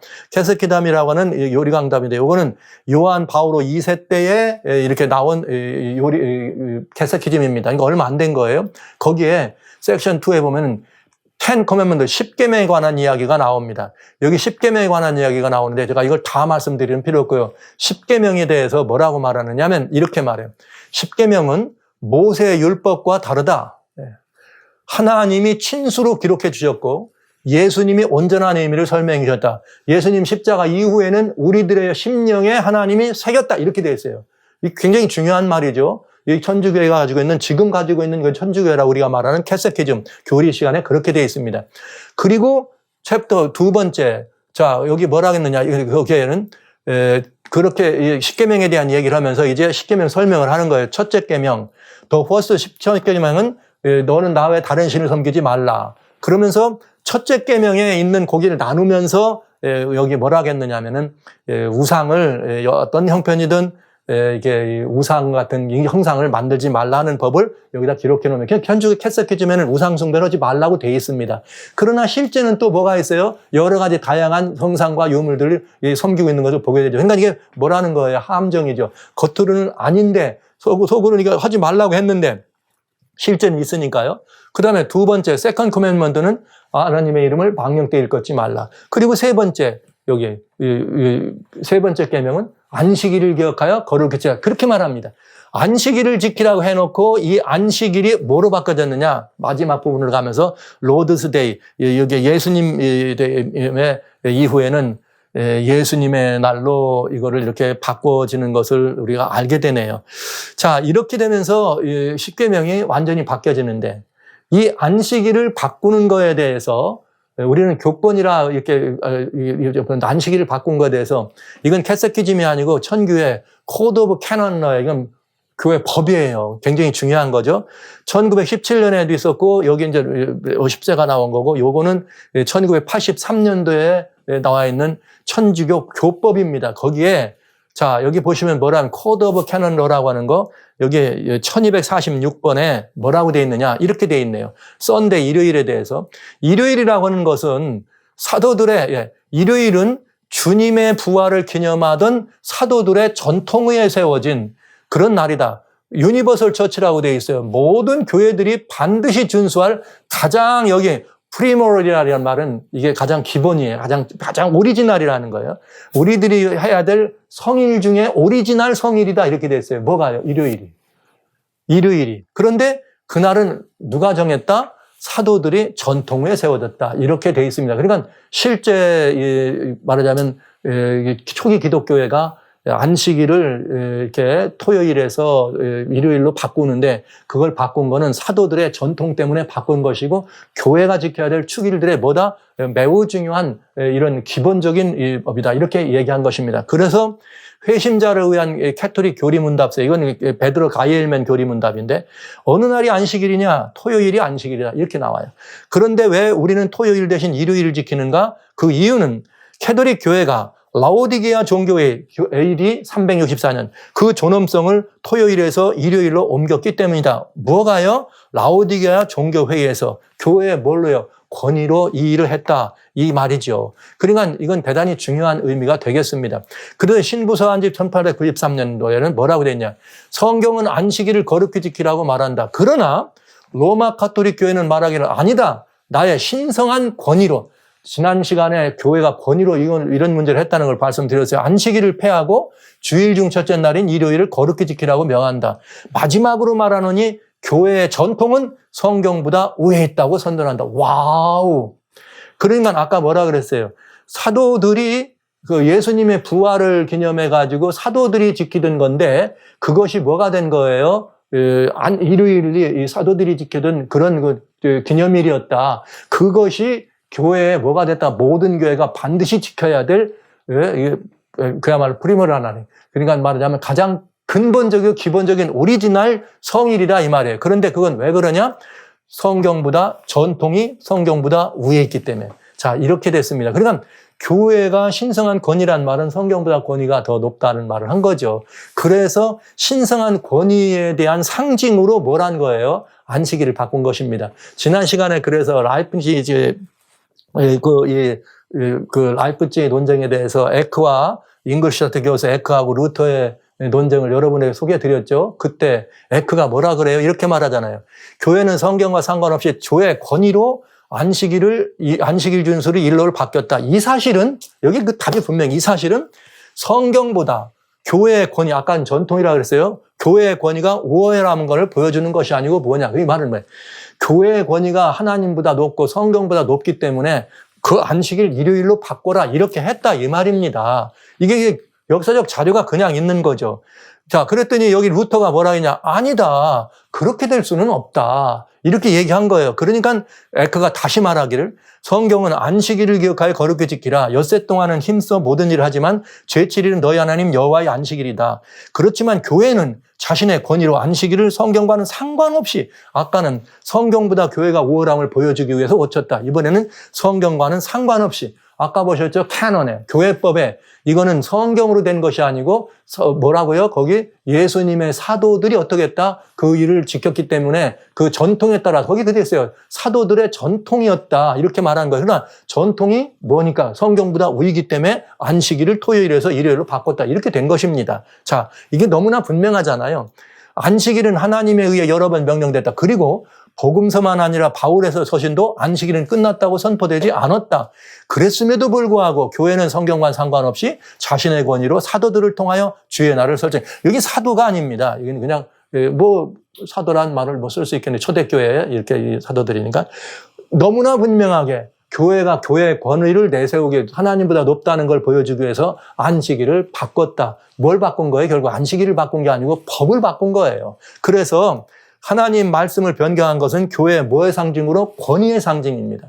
그래서 뭘 했다는 거예요? 교회의 권위의 상징으로 전통을 성경보다 어떻게 했어요? 위에다 놓고 그것을 사람들에게 다 볼 수 있도록 누구나 다 그날은 알으니까 안식일을 토요일에서 일요일로 제7일에서 첫째 날로 바꿨다는 얘기를 한 것입니다. 자, 이것이 이제 오늘날까지 연결되는 얘기인 것을 본 것이에요. 과거부터 지금까지 작은 뿔로 이렇게 한 것이 진짜냐? 그렇더라. 요한 바오로 2세 때까지라도 그건 뭐라고 한 거예요? 중세교의 권위로 십계명을 바꾼 게 이렇게 나오죠. 98년도니까 이때 그 도미니에서 여기 디에스 도미니라고 하는 주의 날이라고 하는 서한을 보내서 교회가 완전히 바꿨다는 것을 보여준 것입니다. 그러니까 여기 역사적인 사료들이 얘기하는 거와 오늘날 현재 이 시대의 캐토릭이 말하는 것이 일치하는 걸 보여준 거예요. 여기까지의 결론은 이것입니다.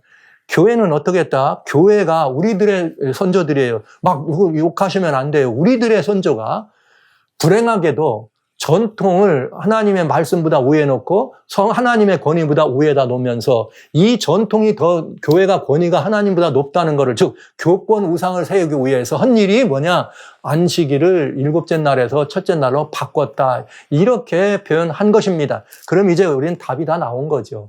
이게 왜 그랬느냐? 성경은 예언됐잖아요. 다니엘 7장. 작은 뿔을 가지고 때와 법을 바꿀 거다. 왜 때와 법이 바꿀 필요가 있냐? 사단도 자기의 법이 필요했기 때문에 그렇습니다. 아까 말씀드렸죠. 더 좋은 법, 더 나은 법을 만들기로 한다. 그러려면 하나님 거를 바꿀 필요가 있었다. 그런데 머리 하나가 상하여 어떻게 돼? 죽게 됩니다. 그랬더니 다시 상처가 나으면 그 일이 어떻게 될까요? 반복될 거 아니에요. 상처가 나으면 그 일이 그대로, 그래서 우상이 나오는 거니까, 그 표가 나오는 거니까, 반복되니까, 2015년에 어떤 일이 있었다? 죽게 된 상처가 나은 짐승을 사자머리를 교회에 프로젝트 하면서 세계 도처에다 원라이언, 원마이 처치라고 하는 걸 설립하면서 죽게 된 상처가 나은 것을 우리들에게 여실히 보여주고 있는 것이죠. 그러면서 이제는 어떻게 됩니까? 보시죠. 상처가 나으면 무슨 일을 할 거예요? 요한계시록에 뭐라고 되어 있습니까? 13장. 상처가 나으면 우상을 만들고 몇이든지 다 죽이게 하더라. 이렇게 되어 있네요. 그러면 그 우상은, 제가 두 번째 짐승은 이제 지난번에 미국이라는 말 단순히 말씀드렸는데, 미국이 먼저 짐승을 위해서, 교권을 위해서 우상을 만들 거다. 교권 우상을 만들 거다. 이 말이에요. 짐승은 뭐예요? 짐승은 중세 교권을 말했다. 그 우상이니까 교권이죠. 우상에게 굴복하도록 한다는 말은 교권에 굴복하고 충성하라. 이것들을 강요하겠다 이 말이에요. 근데 그냥 그런 말을 강요하면 누가 됩니까? 우상에 하라면 안 나가잖아요. 그렇지만 보이지 않잖아요. 교회의 권위라는 거는. 그게 충성하게 해요. 이게 보이지 않는 것을 가시적으로 충성할 수 있도록 하게 만드는 게 뭐예요? 짐승의 표인 것입니다. 동일하게 두 번째 짐승, 계시록 13장의 두 번째 짐승, 양처럼 나온 짐승이 용처럼 말할 때 그 용처럼 말하는 게 뭐냐? 이렇게 한다는 거죠. 짐승의 표를 강요하더라 이거예요. 그래서 작은 뿔을 통해서 변경된 사단의 법이었죠. 사단의 표, 사단의 인, 사단이 쓰고자 하는 인을 어떻게 짐승의 표를 강요하는 게 일어나게 됩니다. 과연 이런 일이 진행될까요? 이제 우리는 이거를 현재까지 얘기니까 이게 앞으로 어떻게 될 것인가를 맞춰보면 짐승의 표가 강요되는 사건까지 볼 수가 있겠네요. 자, 보시죠. 아까 그 큰 머리의 사자가 살아나는 게 2015년이라 그랬어요. 2015년도에 또 하나 중요한 게 발표됐는데, 라우다도시라. 즉, 여기 올브라더즈라는 이야기가 나오면서 라우다도시 찬미를 받으소서 하면서 교황에 뭐가 나왔느냐. 교황의 앵콜로지라는 말이, 교황 앵클래시컬 앵콜로지라는 말이 교형이라는 말이에요. 교황령. 자, 여기에 라우다도시가, 이 챕터가 여러 챕터인데, 이 라우다도시가는 여러 가르침들을 얘기하면서 이것들을 이루기 위해서는 교육이 필요하다. 그게 마지막에 에듀케이션 세 개인데, 환경 문제, 경제 문제, 그 다음에 하나는 교육 문제. 교육으로 해야 된다. 그런데 그 교육을 가장 효과적으로 할 수 있는 것이 무엇인가? 마지막이에요. 마지막 부분에 여러분 보시면 깜짝 놀랍니다. 라우다도시의 235항에 세크라멘토라고 하는 성례전에 관한 이야기가 나옵니다. 큰 틀이 성례전 하면 7대 성사가 있어요. 근데 성례전 얘기하는데, 성례전은 특권의 길이다. 성례의 본질은 그걸 통해서 우리가 초월적인 삶으로 우리가 이끌려가는 하나님의 채택하신 길이다. 그 성례전은 하나님이 제정하신 거다 이 말이에요. 우리는 하나님을 경배함으로 다른 차원의 세계를 포용하도록 초청된다. 그러니까 하나님과 하나 되면 그 우주와 같은 그분의 안에 들어가는 것이기 때문에 또 다른 우주들 같은 그런 다른 차원의 세계도 경험할 수 있다. 이렇게 굉장히 아름다운 얘기잖아요. 정말 이 아름다운 얘기잖아요. 그런데 236번. 그런데 그 성례전 중에 매우 중요한 성례전이 있어요. 그게 뭐냐? 유카리스트라는 말은 성체, 성찬 예식을 말하는 거예요. 성체를 나누는 거, 성찬식. 참으로 성찬 혹은 성체는 우주적 사랑의 본질적인 행위다. 이게 좀 계속되는 거 아까 265, 이번 266. 그렇다. 우주적인 것인데 비록 작은 시골교회 재단에서 기념될 때에도 성찬은 어느 면에서 항상 세계적 재단에 드려지는 기념과 같은 것이다. 그러니까 어디서 드리든 성찬은 다 무슨 의미다? 하나의 의미다 이거예요. 하나의 의미. 이게 중요한 거예요. All brothers. 그래서 재단에 드려지는 것이다. 성찬은 하늘과 땅을 함께 만나게 한다. 성찬은 모든 피조물을 품고 모든 피조물에게 스며들고 관통한다. 자, 그러니까 성찬의 떡을 나누는 순간 우리 모두는 다 all brothers, 하나가 되는 거죠. 여러분 이제 영접되십니까? 대단히 중요한 의미예요. 라우다도 시에 기록된. 그런데 그러면 이제 이 성례전과 성찬 중에 이게 성찬이 이렇게 가장 핵심인데 이걸 같이 떼면 우리는 하나 된다. 하나님과도 하나 된다. 그런데 언제 이날을 하느냐? 이게 on Sunday 이렇게 돼 있어요. 자, 여기 언제 이러느냐? 237이죠? 아까 236. 237에는 뭐라고 나와 있느냐? 이렇게 돼. 237. 일요일에. 네, Sunday 일요일에 우리가 성찬에 참여하는 것은 특별히 중요하다. 특별히. 왜냐하면 유대인의 안식일같이 일요일은 우리가 하나님과의 관계, 우리 자신과의 관계, 다른 사람들과의 관계, 또 세계와의 관계를 치유하는 수단이 돼야 한다. 여러분, 하나님의 계명 가운데 하나님과 우리 사이의 관계를 규명한 계명이 넷째 계명이라 그랬습니다. 그런데 넷째 계명은 무슨 날이에요? 안식일입니다. 그런데 지금 라우다도시에서 뭐라고 나왔어요? 일요일에 우리는 하나님과 그리고 모든 피조물들과의 그 관계가 어떻게 되는 거예요? 회복된 날로 얘기하는 것입니다. 자, 그러면서 이것을 강조해서 그러니까 일요일은 매우 중요한 날이에요. 우리가 다 우주가 다 하나 되는 올 브라더즈가 되려면 일요일이라고는 그 날 뭐 해야 돼요? 성찬에 뭐하라? 참여하라 이 말이에요. 자, 이거 굉장히 이제 의미가 깊어지는 내용이 되겠네요. 그러면 여러분, 일요일에 성찬에 참여하는 이건 뭐 시골이든 어디든 다 똑같다. 그러니까 어디든지 이걸 해야 된다. 이것을 일요일 날 성찬에 참여하는 것, 지금 인구 33억 인구는 문제 있다 없다? 문제 없다. 예, 왜? 다 일요일 날 교회 가고 또 뭐 하니까. 그러니까 성찬은 뭐 일주일, 어떤 교회는 일주일에 한 번씩 하는 거고 어떤 교회는 뭐 1년에 몇 번 하잖아요. 뭐 캐톨릭은 뭐 아무 때나 막 미사할 때 성찬 때 나누니까. 이렇게 되면 일주일에 한 번 성찬에 참여하는 거는 하나도 문제가 안 되는 거죠. 별 문제가 없어. 그런데 만약에 이게 말이죠. 저 불가에 있는 사람들이 이런 일을 하나 같이 하면 뭐 떡 나누면 그만이지. 예를 들면 본부에서 성찬떡이다. 이거다. 이거 가지고 일주일에 한 번씩 나누라. 얼마든지 할 수 있겠네요. 와우. 그렇게 하면 뭐가 되는 거예요? 하나가 된다. 굉장히 중요한 의미를 부여하면 할 수 있다 이거죠. 그러니까 이 말을 다른 말로 말하면 옛날에 일본 사람들이 우리 신사참배 할 때 어디로 가라 그래갖고 신사참배 찌리리 거기 오는 건 마찬가지죠. 그런데 이건 뭐예요? 어느 교회든지 참석해라. 교회에 간다. 그런데 그 무슨 날 가라? 일요일에 교회를 가라. 일요일에 교회를 가서 뭘 떼라? 성찬을 떼라. 그 떡을 떼라. 그러면 이 떡은 캐톨릭은 성찬에 떡을 뗄 때 거기에 누가 임재한다고 믿습니까? 예수님이 실제로 임재한다고 믿습니다. 이게 화채설이라고 하는 거예요. 그러니까 그 떡을 떼면은 하나님과 하나 되고 이웃과 하나 되고 우리는 올 브라더즈가 된다. 하나가 된다. 와우. 그러면 이제 이 의미를 대단히 중요한 의미를 우리는 알 수 있는 거예요. 그런데 이번에 그 일요일이 교회의 캐세키즘 일요일을 어떻게 하라 그랬는가? 캐세키즘 교리문답이에요. 교리 강요예요. 굉장히 중요한 이게 말하자면 이게 교회의 가장 중요한 교리 채널입니다. 그 교회 가르침의 요약집이고 어느 교회나 가지고 있어야 될 매뉴얼입니다. 아까 캐논은 조금 다르죠. 법전이니까 교회 법인데 천주교 교리강령 2188번입니다. 이 캐세키즘. 여러분 서점에 가면 다 있어요. 아무나 보실 수 있어요. 종교의 자유와 모두의 공동선을 존중하는 의미로서 in the respect of common good이에요. 종교의 자유와 모두의 공동선이라는 면에서 그리스도인들은 일요일과 교회의 축일들을 법적인 성일로 인정하는 것을 당연히 추구해야 된다. 이렇게 돼 있어요. 그러니까 법적으로 일요일을 어떻게 하도록 제정하도록 하라 이거죠. 그렇게 되면 뭘로? 예배일로 아니면 성찬에 참여하는 일로 라우다도시를 본다면 이렇게 되네요. 그러면 이제 우리는 답을 다 얻은 거나 마찬가지입니다. 이것은 뭐가 되는 거예요? 이미 사단이 바꾼 거죠.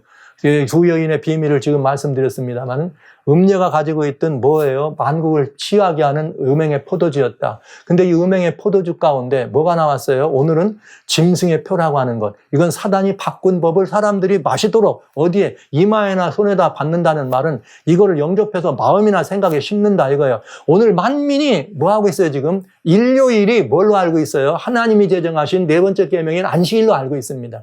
자, 그런데 이건 아니었죠. 누가 정한 거예요? 사람이 교회가 권위로 만든 거. 그 교회는 무슨 권위? 교권이라 했어요. 우상처럼 교권 지난 시간에 그 교회의 권위로 그날을 안식일에서 일요일로 바꿔다, 일곱째 날에서 첫째 날로 바꿔놓고 그것이 모든 사람들에게 예배일로 됐다 이 말이에요. 이미 음행의 포도주에 만국이 어떻게 됐어요? 취해 있어. 하나님을 아는 사람이나 모르는 사람, 일요일은 다 교회 가는 날이에요. 일요일은 그렇게 기독교 예배일로 알고 있어요. 안식일로 알고 있다 이 말이죠. 그런데 알고 봤더니 이것을 우리 교회에, 우리 선조들이 교회에서 이거를 바꾸더라 이거예요. 뭘로? 교권으로. 그러니까 하나님의 뜻이나 성경이 아니라는 거죠. 성경 어디 있던 게 아니라. 그런데 그걸로 만민이 취해 있다 이거예요. 교회가 다 취해 있는 포도주가 된 것입니다. 이게 바로 뭐예요? 사단이 하나님을 대적해서 자기가 하나님보다 우월하고 하나님보다 더 좋다는 것을 보여줄 수 있는 사단의 법이요. 하나님 백성이 아니라 사단의 백성이라고 하는 자기와 관계된 사람들에게 그 마음에 심기를 원하는 뭐예요? 표가 되겠다. 이것이 짐승의 표의 오리지널 이 성경적 의미가 되겠습니다. 지금까지 여러분이 알고 계신 짐승의 표 여러 가지 해석하시는 거 오케이. 여러분들이 어떻게든 보셔도 좋습니다. 그러나 성경이 말하고 있는 그런 모든 내용들이 어떻게 진행돼 내려왔는지를 여러분들에게 제가 역사적 백그라운드에서 그리고 현실적인 문헌까지 여러분에게 보여드리면서 이렇게 왔다고 실제 일요일이 이렇게 하나님의 계명을 대체하는 네 번째 계명을 대체하는 거기까지 올 때는 이런 과정을 거쳤는데 이것은 교회 안에서 사단이 그처럼 원하던 것이고 안식일을 바꿔야 되는 건 사단이 그럴 만한 이유가 충분하다. 안식일이 존재하는 한 사단은 여기 우리한테 경배받을 수 없습니다. 안식일이 존재하는 한 여러분 징화론도 존재할 수 없습니다. 왜요? 하나님이 천지를 만드셨다는 사실이니까요. 이렇게 굉장히 중요한 거죠. 그러니까 사단은 그거를 없애서 이마에나 오른손이라 받았단 말은 마음과 생각에 기록했다는 뜻이라 말씀드렸죠. 그러니까 우리의 사상과 우리의 모든 마음 속에 이 법을 받아들이도록 만국을 사단은 어떻게 했다? 취하겠다. 이미 다 만국이 취해 있잖아요. 그런 음행의 포도주가 된 것입니다. 마지막 때 이 일을 이미 취해 있는 만국에 취해 있는 이 음행의 포도주를 양처럼 올라와서 용처럼 말하는 이 나라가 어떻게 한다? 지도권을 가지고 이 나라가 모두에게 그 일을 하도록 어떻게 한다? 강요하더라 이거예요. 저가 이 나라입니다. 양처럼 용처럼 말하는 저가 짐승의 표를 받게 하고 매매도 못하게 하는 강제권을 발동해서 이런 일을 하게 되더라. 이것이 마지막 사건이 되겠습니다. 그러니까 우리는 지금 매우 중요한 마지막이라고 하는 앞에 목돈에 있다. 짐승의 표가 무엇인지 성경적 의미를 여러분에게 말씀드렸습니다. 이 말씀을 영접하실 건지 안 할 것인지 여러분의 선택에 맡겨드리지만 성경과 역사와 관계된 문헌을 살펴보면 이 말이 너무나 분명하다는 것을 말씀드리면서 사랑하시는 성도 여러분, 사단은 사단의 백성에게 인치기를 원합니다. 하나님은 하나님 백성에게 인치십니다. 하나님은 하나님 백성이라는 인칭을 우리의 심령에 새기는데 하나님의 법을 새겼습니다. 너는 내 백성이라 하나님을 사랑하고 이웃을 내 몸처럼 사랑하라. 이게 뭐예요? 하나님의 법칙이죠. 이것인데 하나님을 사랑하는 게 뭐냐? 1번부터 4번까지 네 명이에요. 하나님을 다른 신을 섬기지 않고 우상을 만들지 않고 망령되이 일컫지 않고 안식일을 구분해서 하나님이 우리의 창조주라는 사실을 인정하는 것. 그 다음에 이제 두 번째는 이웃을 우리처럼 사랑하는 것. 그러면 사단도 사단의 백성에 인치기를 원하는데 뭘로? 사단도 사단의 법이 필요하다. 근데 그 사단의 법 가운데는 뭐가 있으면 안 돼요? 제7일 안식일이 있으면 안 됩니다. 왜? 그게 있는 이상 사단은 누구니까? 피조물이기 때문에. 그래서 그날은 빼야 되는 거죠. 그 대신 더 좋은 것처럼 얘기하죠. 예수님이 부활하신 날이니까 그때 모든 것들이 새롭게 다시 시작했으니까 이제는 7째 날이 아니라 8번째 날이다. 고로 8째 날은 첫째 날과 같다. 얼마나 멋들어진 얘기입니까? 여러분 이러면서 만국을 어떻게 한 거예요? 음행의 포도주로 취하겠다는 사실을 저는 분명히 말씀드릴 수밖에 없는 것입니다. 여러분 이건 양심의 문제입니다. 참된 그리스도인이 가져야 될 양심의 문제인 것입니다. 미국이 이 일을 강요하게 될 것입니다. 언제쯤부터 할 것이냐? 저는 그 시간이 얼마 남지 않았다고 보는 것이죠. 2030이라고 하는 이미 어둠의 일정표가 나와 있으니까 미국은 분명히 그 이전에 이 일을 진행할 것이다. 저는 여러분에게 이렇게 말씀드리면서 이제는 미국이 과연 이런 일을 할 것이냐 하는 문제를 이제 또 우리는 계속해서 지금까지 여러분과 같이 재앙에서 막 재림의 서곡에서 말씀을 드린 것입니다. 자, 오늘은 여기까지 이 말씀을 드리면서 꼭 당부의 말씀을 하나 드립니다. 그건 뭐냐? 여러분이 만국의 포도주에 취해 계세요. 이걸 지금 모르고 있는다고 부정하시면 안 돼요. 우리는 이건 굉장히 중요한 거예요. 만국이 음행의 포도주에 취해 있습니다. 다 그래서 그렇게 알고 있어요. 이게 옳은 걸로. 내가 지금까지 해왔으니까, 우리 기독교가 종교계 해왔으니까, 예수님 부활했으니까. 옳은 걸로. 그러나 성경은 그렇지 않아요. 역사는 그렇게 말하지 않아요. 근데 이것은 다 아는 일입니다. 그러니까 이제 이 문제에 대해서 오늘은 여기까지만 말씀을 드리는데 꼭 여러분들이 이 술 취하게 음행의 포도에 취하지 말고 살펴볼 깨달음이 있는데 요건 제가 숙제로 드리려고 합니다. 이 숙제로 드리는데 꼭 생각해 보시기 바랍니다. 그냥 단순하게. 자, 보세요. 부활의 기념이 사도들의 전통인가? 여러분 어떻게 생각하세요? 사도들의 전통이었다면 아까 여러분에게 그 카테키즘의 사도들의 캐논이라고 하는 천주교 법에 그런 게 있었다 그러죠. 사도들의 전통에 의해서 일요일을 세웠다 했는데 왜? 부활을 기념하는. 부활을 기념하는 것이 사도들의 전통입니까? 그렇다면 여기 사도들 12사도가 우선 메인 사도니까 12사도가 주일 중 첫째 날 일요일 날 예수님 부활을 기념했다고 하는 기록이 단 한 번이라도 나오는가 하는 거예요. 한 번이라도 나오는가? 그렇다면 성경에 만약에 나오지 않는다면 거기서 교회에서 말한 사도들은 예수님의 사도들을 말하는 게 아니죠. 그러니까 이건 굉장히 문제가 있다. 여러분 꼭 생각해 보세요. 그 다음에 두 번째, 부활을 기념하는 일이 잘못된 것이냐? 여러분 어떻게 생각하세요? 이건 잘못된 일이 아니죠. 왜? 예수님 부활을 기념한다고 하는데 얼마든지 할 수 있는 일이고 좋은 일이죠. 예수님 부활하는 것이 나쁜 일 아니고 뭐 할 수 있어도 하면 더 좋죠. 예, 좋은 일입니다. 그런데 중요한 게 있어요. 그 좋은 것, 즉 부활을 기념하기 위해서 하나님의 것, 십계명, 이건 옳은 일입니다. 하나님의 십계명을 사람이 바꾼다거나 교회가 바꾸는 것은 옳지 못한 일이잖아요. 그래도 된다 보시는 게 아니에요. 이거 굉장히 중요한 질문을 여러분 하시는 거예요. 따져보세요. 네 가지. 자, 그 다음에 네 번째. 여러분, 예수님은 하필 왜 그날 부활하였을까? 자, 첫째 날이라 그랬죠. 만약에 예수님이 부활은 제 3일 만에 하셨잖아요. 그럼 예수님은 능력이 없어서 3일 만에 부활하였을까요? 한번 이거 생각해 보셔야 돼요. 예수님이 왜 3일 만에 부활하셨는가? 예수님이 금요일 저녁에 돌아가셨다 그랬는데요. 그러면 왜 꼭 다음 날에는 안 일어나시고 3일에 그 일을 부활을 하셨는가? 네. 능력이 없어서요? 주님이 전능하신 분인데 사실 권세도 가지신 분인데 주님 부활하시려면 나 죽었다. 그리고 2시간 있다가 또 부르르 일어나실 수 있잖아요. 그러면 안 죽은 걸로 사람들이 인정할까 봐서 그래 생각하실 수 있겠네요. 그럼 그 다음 날 하시죠. 이미 옆구리를 찔러가지고 돌아가신 걸 확인까지 했는데. 그럼 그 다음 날 부활하실 수도 있잖아요. 왜 안 하셨을까요? 여러분 생각해 보셔야 안 되겠습니까? 예수님이 왜 3일 만에 부활하셨는가? 성경에는 3일 만에 부활하셔야 된 연유에 대해서 여러 이렇게 상징으로 일러주셨기 때문에 제가 이 말씀을 드리는 것입니다. 네, 다섯 번째. 자, 그러면 또 한 가지 더. 만약에 예수님의 부활이 첫째 날 일요일이 아니고 다른 날, 뭐 화요일도 되고 수요일도 했다면 여러분 그 수요일 날을 지금 예배일로 부활 기념일로 지키실 것 같아요? 여러분 어떻게 생각하세요? 네. 만약에 다른 날 부활했으면 그날 여러분들이 예수님 부활 기념일이라고 지금 지키실 것 같으냐 이 말이에요. 네. 일요일이 아니에요. 지금 일요일 제도는 예수님 부활하고는 상관없이 만들어진 로마의 법에 의해서 된 제도입니다.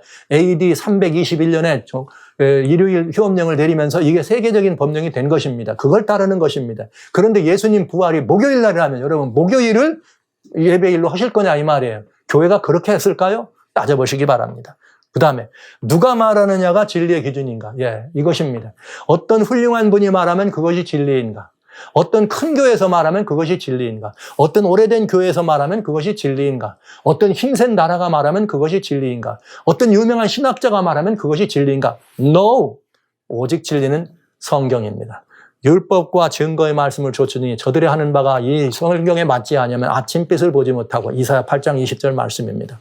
우리는 진리는 오로지 하나님 예수 그리스도밖에 없다는 사실을 견지해 주시기를 바라는 것입니다. 어린아이가 말해도 성경 말하면 그건 진리입니다. 이렇게 우리는 이해해야 됩니다. 아무리 연약한 여인이 말해도 한국은 또 여진들이 뭘 얘기하면 좀 그런 게 있잖아요. 성경으로 얘기하면 그건 진리인 것입니다. 두보다 여선지가 있지 않습니까, 여러분? 자, 여기까지 여러분들이 꼭 이렇게 숙제로 좀 여러분 이렇게 말씀을 드리면서 요 시간 이어서는 아까 저희는 이렇게 뭐 작은 뿔과 복합짐승 설명하면서 우상숭배다 하면 태양숭배가 있다 그랬는데 태양숭배를 안 하고 짐승예표로 오늘 하는가? 제가 오늘 짐승예표로 한 이유는 마지막 재앙이 떨어지기 전에 짐승의 우상과 표가 나오기 때문에 그 일을 먼저 말씀드린 것이고요. 이 짐승의 표가 거기서 보여드렸던 네 짐승의 예표했던 페르시아의 태양숭배는 짐승의 표와 어떤 관계가 있는가? 이 태양숭배가 뭔지를 아시면 오늘 공부한 짐승의 표 내용이 더 확실해진다는 것을 말씀드리면서 살아계신 성도 여러분, 진리의 말씀은 오직 예수 그리스도의 말씀뿐입니다. 우리가 따르고 순종해야 될 오직 이 말씀은 오로지 하나님 말씀인 성경 말씀밖에는 없습니다. 여러분들이 이제는 진리의 말씀에 온전히 올곧게 순종하시고 하나님의 뜻에 온전히 충성해 주시기를 간절히 소원합니다. 이제 사단의 인이 이렇게 세계를 취하게 했고 모든 사람들이 지금 현재 그런 사단의 인인지도 모르고 따라가고 있다는 사실을 여러분에게 말씀을 드리면서 오늘 저는 굉장히 이 마음에 엄중한 마음으로 여러분들 앞에 섰습니다. 그리고 이제 이 말씀에 이어서 다음 음행의 포도주가 어떻게 우리들 사이에 더 퍼지게 됐는지에 대해서 여러분들과 같이 나누는 시간을 가지려고 합니다. 모쪼록 예수 그리스도, 말씀하신 솔라피데, 오직 예수 믿음, 그 다음에 솔라 스크립트라, 오직 성경, 종교 개혁자들의 신앙을 여러분들이 회복해 주시기를 바라면서 오늘 여러분 모두가 다 그런 결단을 가져주시기를 주의 이름으로 축원합니다.